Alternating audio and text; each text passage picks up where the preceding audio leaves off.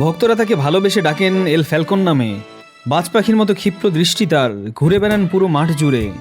কখনো মিড, কখনো ডিফেন্স, কখনো বা তিনি স্ট্রাইকার। বুলেট গতির শটে কখনো ছিন্ন ভিন্ন করে দেন গোলপোস্ট। মাদ্রিদের প্রতি তার ডেডিকেশন যেন অন্য লেভেলের। গত সিজনেও রিয়াল মাদ্রিদের হয়ে সবচেয়ে মাঠে ছিলেন ফেদে ভালভার্দে। এই সিজনেও একই অবস্থা তার, কখনো আনফিট অবস্থায় নেমে পড়েছেন মাদ্রিদের ত্রাণকর্তা হিসেবে। ফেদে ভালভার্দে প্রথম মাদ্রিদিস্তাদের মন জয় করেন অ্যাটলেটিকো মাদ্রিদের বিপক্ষে সেই বিখ্যাত রেড কার্ড দেখে। আলভারো মোরাতাকে গোল বঞ্চিত করা সেই ট্যাকেলের পর রেড কার্ড দেখেও পান স্ট্যান্ডিং ওভেশন। মাদ্রিদও জিতে নেয় স্প্যানিশ সুপার কাপ। এরপর আর পিছনে ফিরে তাকাতে হয়নি। যতদিন যায় হয়ে উঠেছেন মাদ্রিদের ভরসার জায়গা।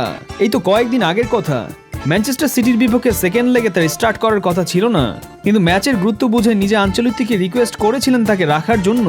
বাকি কাজ নিজ দায়িত্বে করে নিয়েছেন ফেদে ভালভার্দে। শুরু করার কথা ছিল না অ্যাটলেটিকো মাদ্রিদের বিপক্ষেও। সাধারণত 100% ফিট না হয়ে কোচরা কাউকে স্টার্ট করান না, কিন্তু ওই ম্যাচে আঞ্চেলত্তি নিজেই বাধ্য হলেন তাকে শুরুর একাদশে রাখতে, কারণ লুকাস ভাস্কেস রাইট ব্যাকে এতটা কার্যকর না। কোচের আস্থার যথাযথ প্রতিদানও দিলেন এল ফ্যালকন।